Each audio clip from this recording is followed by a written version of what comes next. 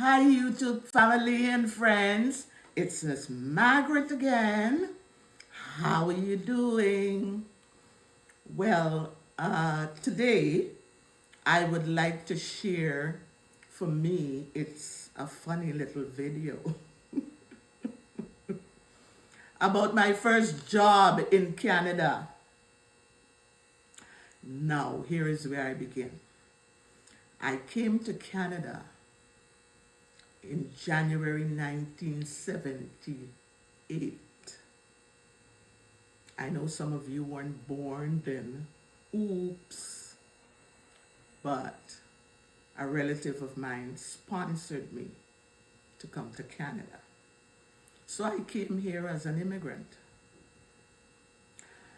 You always dream of going to, North America, to England, to get a better life. That's how some of us think. That's how I thought back then. And so I came, I was happy, I was excited, and I'm saying, something, I'm gonna do this, I'm gonna do that, I'm gonna get a big job, and all this stuff. Now, I also need to tell you, I was born in Guyana, South America. You know where Venezuela is, you know where Brazil is, that country in between there. You know where Suriname is? That's where I was born, in Guyana, South America.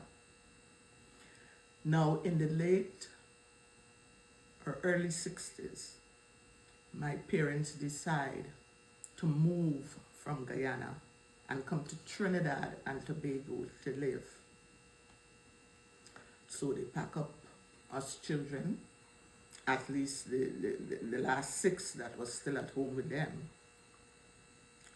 because my parents had 12 of us, 8 girls, 4 boys. I'm just to give you a little family history. And so it was what it was. Let's leave it at that. So we came to Trinidad and Tobago. And I lived in Trinidad and Tobago for 5 years. And then my relatives sponsored me to come to Canada. In Trinidad and Tobago, because I had just graduated from high school in Guyana. So when I came to Trinidad and Tobago, I went to business school to learn, they were now bringing in computers, to learn bookkeeping, to learn typing, and all these different clerical duties. And so I worked for 5 years in Trinidad. I worked with the fire services department in Trinidad. I worked with the police department in Trinidad. And my last job was with an engineering firm in Trinidad before I left for Canada. Since I was, in those days, they call you a secretary or a stenographer. In this day and age, they call you an assistant administrative person. So that was the job I was doing. So now, when I came to Canada, where my relative was living is a farming area, farms everywhere. And some what you would call factories, industrial area. I tried everything to find a job, just to be a secretary in any office, because that was my qualifications. I had excellent typing speed and office work duties, and so I thought I could just go and apply. And so I went around applying here, applying there, and in those days, the first thing they ask you, do you have Canadian experience? And I used to get so upset. And the last office I went to, I asked the lady, I said, could I ask you a question? She says, of course, go ahead. I said, could you tell me where I can go and buy some Canadian experience? She was shocked. She got red in the face. I said, if people like you do not give an immigrant like me an opportunity to show you what I can do, because this is my qualifications, how am I going to get a Canadian experience? She refused to answer me, and she just got up, and I just left the office. I am running out of money now, because all I came to Canada with was like about 600 Canadian dollars, which I saved and saved. And let me tell you, in those days, 600 Canadian dollars was like $1 million. Okay? So just so you know, I pay my own fare. I come with my $600, and the $600 was running out very fast. Because I have to buy food, I have to get a proper winter coat, I have to get a proper winter boots. And there we go.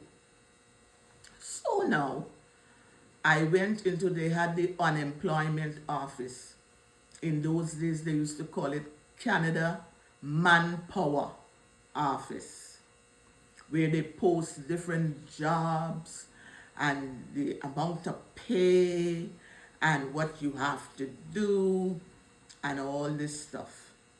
So I went there one day, and I'm looking.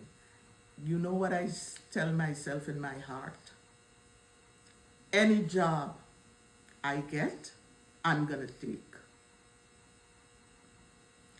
I changed my mindset, because since you're asking me, I need Canadian experience to work in my field, and since I can't go out to a store and buy Canadian experience, I'm gonna lower my standard. If I get a cleaning job, I'll take it. If I get a job working on the farm, I'll take it, because this was farming industry, that little town.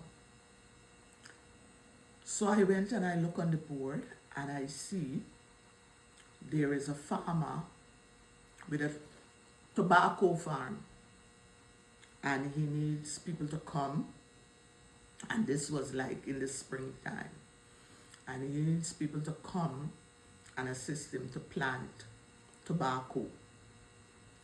But part of the duties also is that you have to be able to go in the greenhouse and pluck the tobacco, little seedlings, the little plants, and then you put them in a crate, well, a lot of crates, and then you have to sit behind the tractor that has the little planter wheel that goes around and around, and you, in each section, you put a plant, and as the farmer drives the tractor, it's automatically planting the plants in the little hole. So I look at the job position, and I say, you don't have to be a rocket scientist to do this. And the other thing that made my eye popped was how much they were paying. This is a dream job with dream pay. Like about $25 an hour. I say, wow. Wow. And some days you have to work from sun up till sundown. I'm doing the math in my head. This is like about 10 hours a day. Oh, wow. Yes, I can do this. So, I went immediately and I told the counselor in this unemployment office, and she says to me, of course, Margaret. Listen to me. She said, well, do you have experience? Of course. Do you have experience working on a farm? Of course. Confession, I lied. Please forgive me, Lord.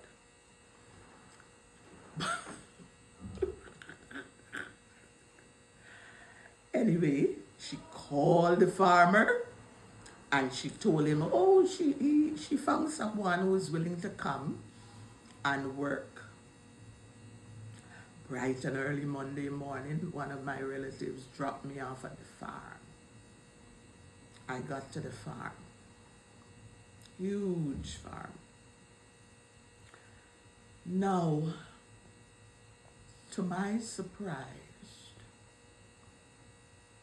the farmer, his wife, their other friends who are working on the farm, they do not speak English. English is not their first language. And here comes Miss Margaret speaking English.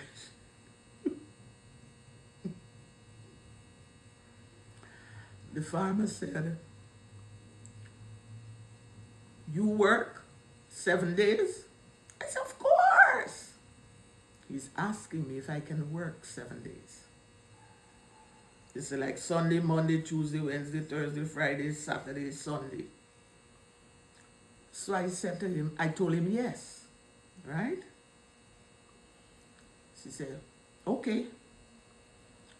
He and his wife, and they took me to the greenhouse, a huge greenhouse. In Margaret head, I'm thinking, you know something? I'm gonna watch what they're doing and copy what they're doing.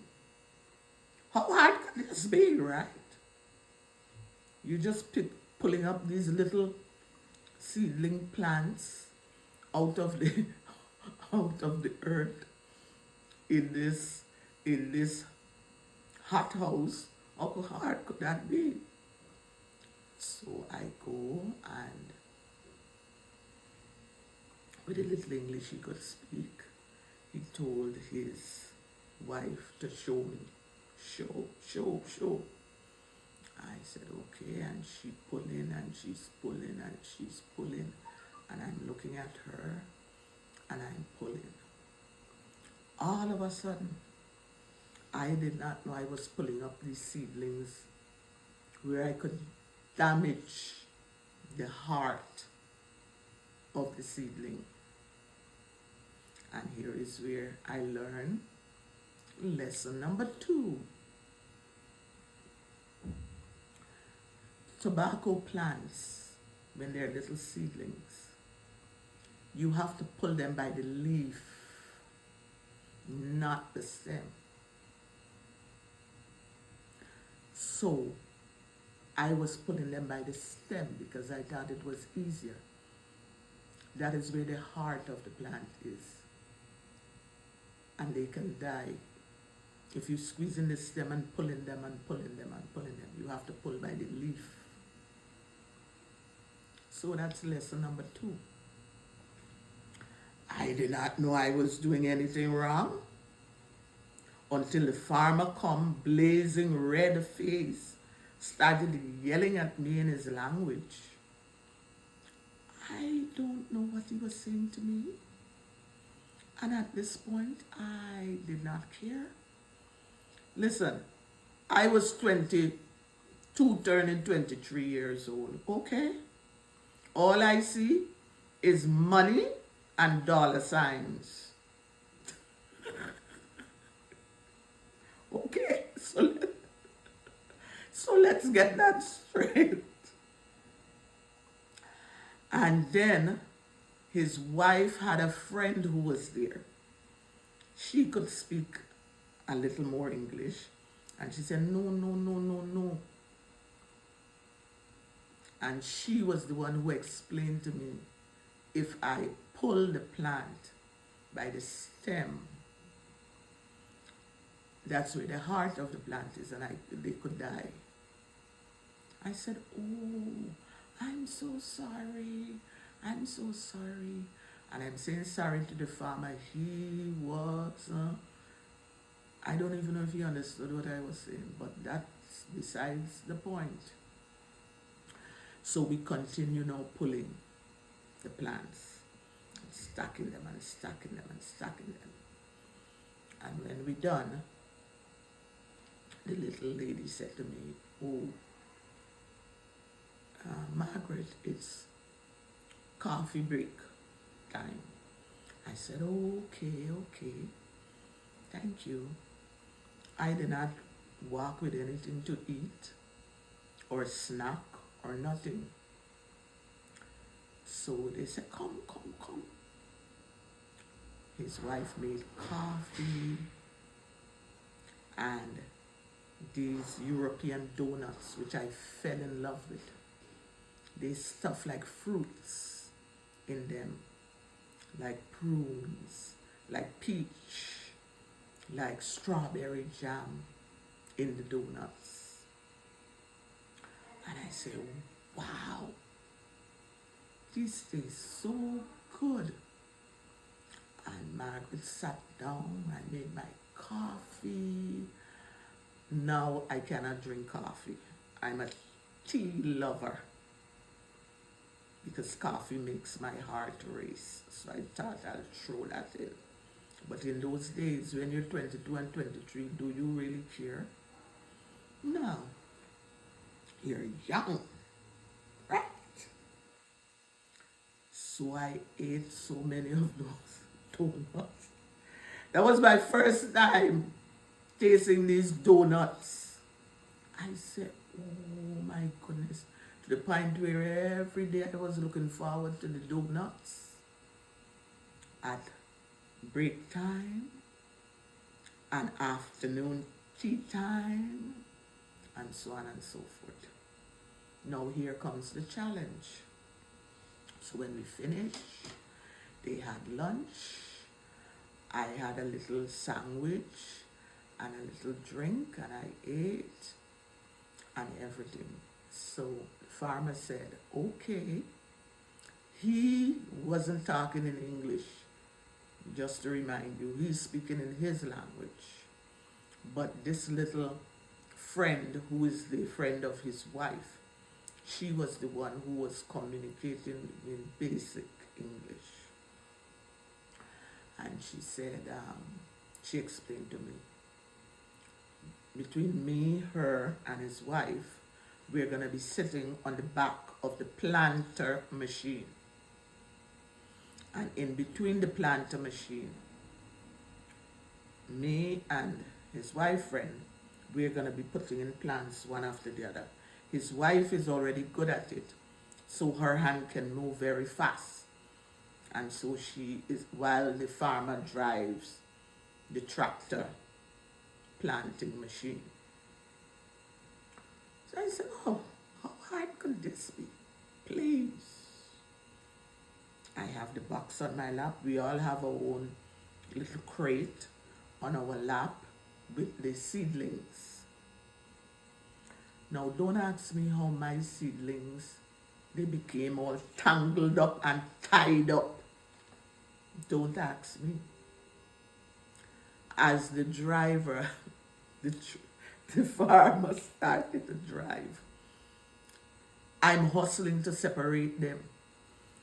The other lady who's at the side of me now, she has to pick up the pace. My plants are falling all on the ground. My plants are tangled up. As the farmer drives the tractor, he keeps looking back to make sure all the plants are strategically lined up in the ground. And when he's seeing missing spots, oh, he started cussing. I know he's cussing. His face is red like a cherry. Do you really think Margaret care? His wife is talking in her language. Now the little interpreter who was there, she's talking in her language. They're all red in the face. They're all looking at me. They're all, you know what my line was? Oh, I'm so sorry. Yes, I'm sorry because I don't know what the heck I'm doing. My only light bulb is, you see, at the end of this week, I am rich.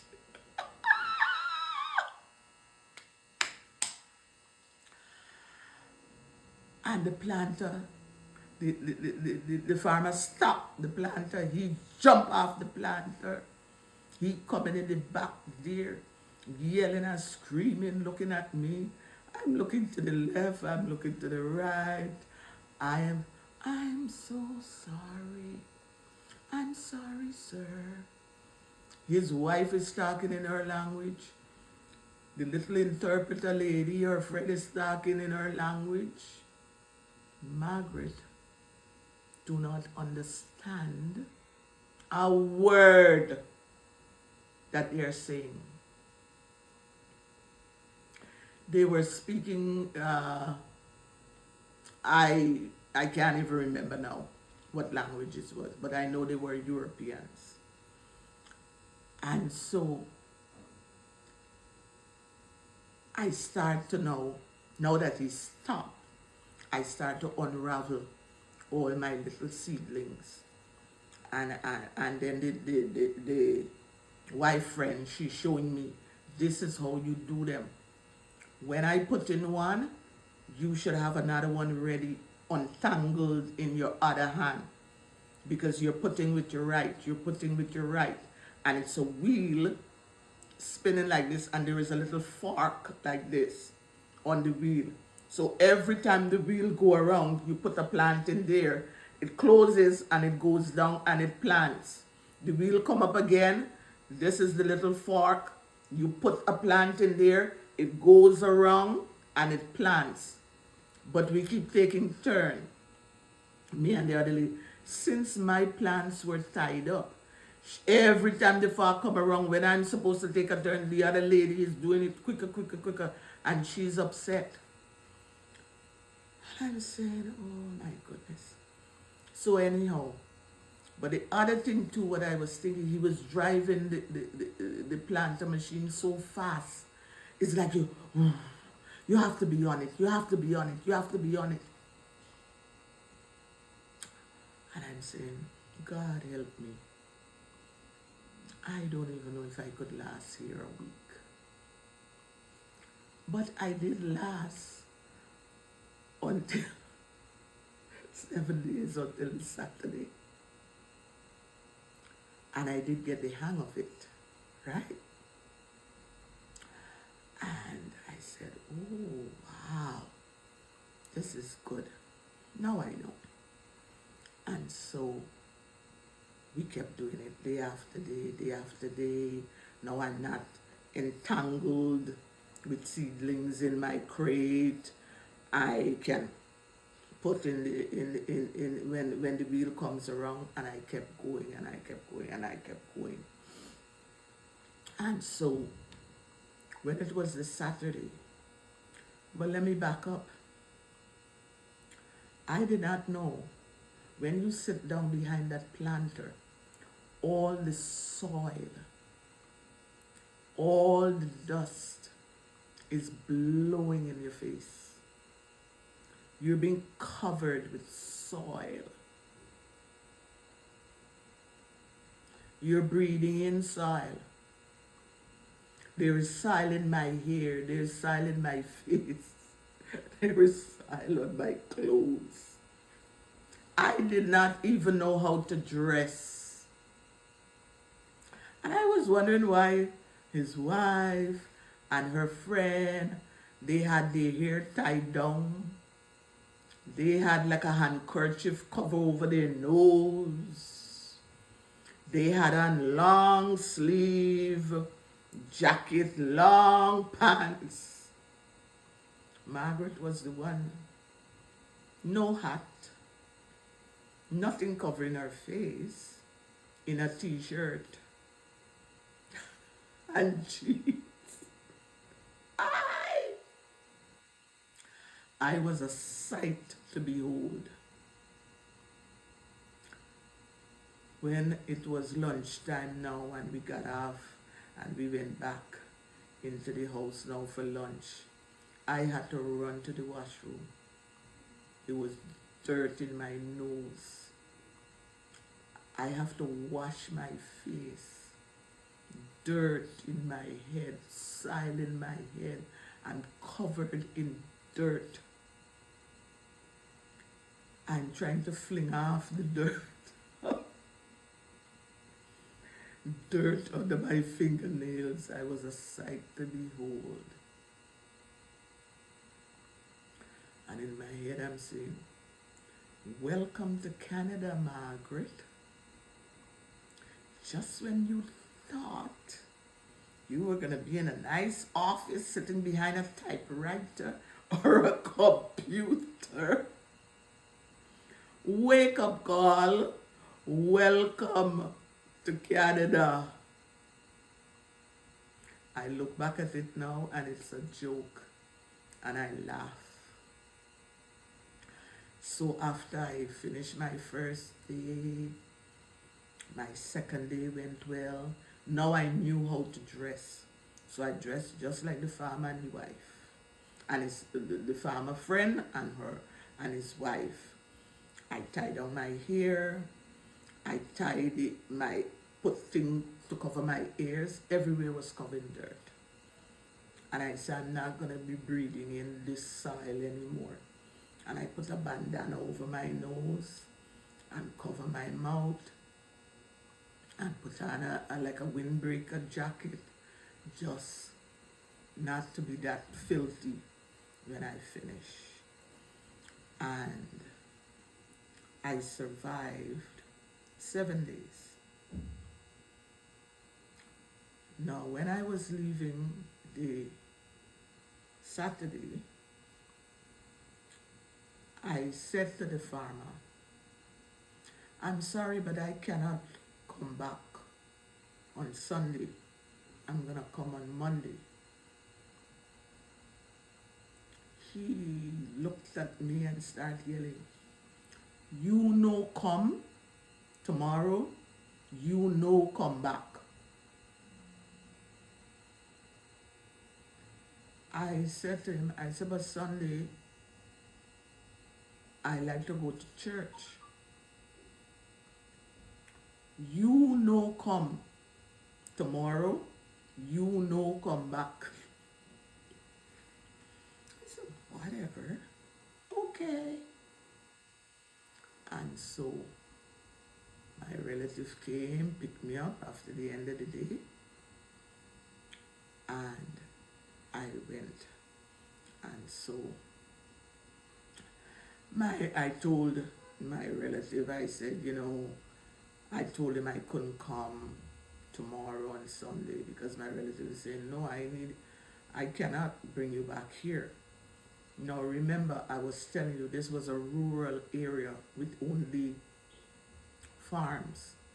You had corn farms, you had tobacco farms, different farms. There is no public transportation running along these farm roads. And for such a small town, the public transportation only used to run Monday to Friday. So that's the only time you could get a public bus. And the bus is not going in the areas where the farms are. They're only taking you downtown to the little town. So you need to either have a car of your own or get a friend or a family member with a car to drop you there and pick you up. So that was what my family member was doing. And they said, no, they need to rest. They cannot. I said, okay. So they said to me, you don't worry with what he tell you. I'm going to drop you off on Monday. You go and do your work. I said, okay, no problem. I got there. And as soon as I start walking, coming towards the farmer house, he came out. He said, "You go back. Told you. No come Sunday, no come back. Go away." I said, "Oh, okay." By this time now, my family member already took off. There was no cell phone those days, so let me just let you people know. There was no cell phone where I could call and call and call. So what I did, I started to talk to the little lady who was interpreting. And I said, "Can I come in the house and call another family member and see if she can come and pick me up? Because my other family has already left." So she said, "Of course." I come in, I use their phone and I call. And so the other person said to me, "Okay, but I can't come now. You have to wait a couple of hours." I said, "No problem. I'm going to sit outside and wait." And so I told the little lady who could speak a little English, and I said, "Please tell the farmer and his wife I have to wait until my family member come and pick me up." And I waited until they come. But before I left, I said, "Could you tell the farmer I want my pay, because I worked for 7 days and he fired me because I didn't show up yesterday. So I want my check now. I want my pay now." So she tell him, oh, he start getting red in the face. He start cussing. I know he was cussing. I did not care. I did not care. So he said to her, the arrangement, I guess, that they made with the employment center is that when you finish work, they send your payment to the employment center and then they issue you your check, because they're a registered business with the Canada Employment and Immigration Center. So then that is what he was yelling in his language, telling the little lady to tell me. He's gonna send my pay to them and they're gonna contact me to come and pick up my check. So I said, good, whatever. And I left. I look back at this situation and I laugh, because I'm saying I did not understand a word what this farmer was saying.